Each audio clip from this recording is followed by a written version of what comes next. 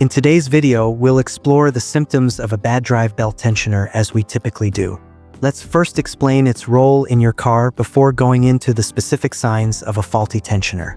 The belt tensioner serves its purpose right in its name. It ensures tension on the serpentine belt, preventing it from slipping or disengaging. The most common type is the spring-loaded tensioner. Now let's have the symptoms of a faulty belt tensioner.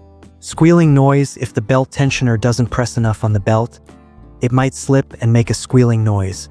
A grinding sound could mean grease leaked from the pulley bearings, drying them out and causing the noise. Continuous squealing often means the idler or tensioner pulley is stuck. Or if the bearing has too much resistance, the pulley spins slower than the belt, causing slipping and squealing. If you hear the noise from just one pulley, that's probably the problem. But if it seems to come from a bunch of pulleys or moves around under the hood, the tensioner might be shot. That means the belt isn't tight enough, so it slips on almost every pulley it goes over. Chirping noise or intermittent squealing is often a sign of a seizing pulley or a bearing with excessive. This issue typically occurs with the idler pulley or the belt tensioner pulley.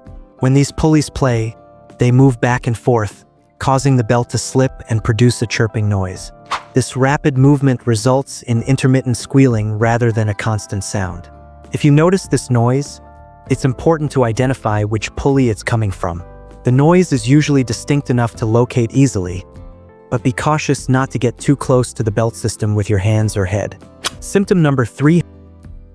The humming or whirring noise often means the bearing in the tensioner or idler pulley is worn out. This humming is usually one of the first signs that the tensioner bearing is going bad. Though it's not very loud, you'll hear it when you pop the hood. But figuring out which pulley is making the noise can be tricky. So to find out where the humming is coming from, you can use a mechanic's stethoscope.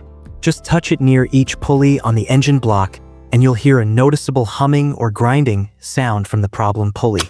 Excessive tension or movement while the car is running. Check under the hood if you see the tensioner shaking a lot.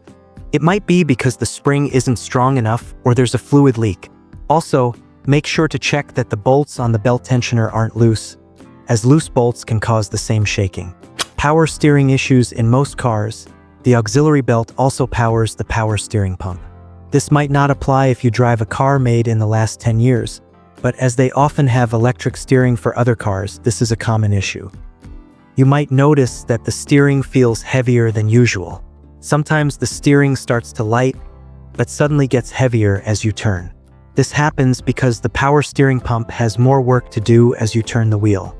Worn drive belt. This could happen because the belt slips when the tensioner doesn't apply enough pressure. Sometimes this can cause intermittent issues with the alternator affecting its output voltage. If your car has a manual tensioner, fixing it might be as simple as adjusting a few bolts to tighten the tension. Smell of burning rubber. If you smell burning rubber, it means the belt is overheating, and you'll likely hear chirping or squealing noises too.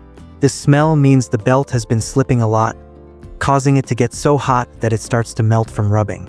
It's important to get to a repair shop soon because the belt could break soon while a fire is unlikely. If the belt snaps, you could suddenly lose power steering while really dangerous driving. There you have it. The symptoms of a bad drive belt tensioner. If you notice any of these on your vehicle, such as noise, vibration, or issues with steering or accessories, it's important to address them immediately. One thing you can do, aside from going to a mechanic, is to visually inspect the tensioner and belt for any signs of wear, damage, or looseness. Check that all bolts and connections are secure. You can also try adjusting the tensioner if it's manually adjustable and you have the right tools and knowledge. However, if you're unsure or the issue persists, it's still best to seek professional help to avoid further damage or safety risks. If you find videos like this helpful, make sure to like and subscribe so we can assist you.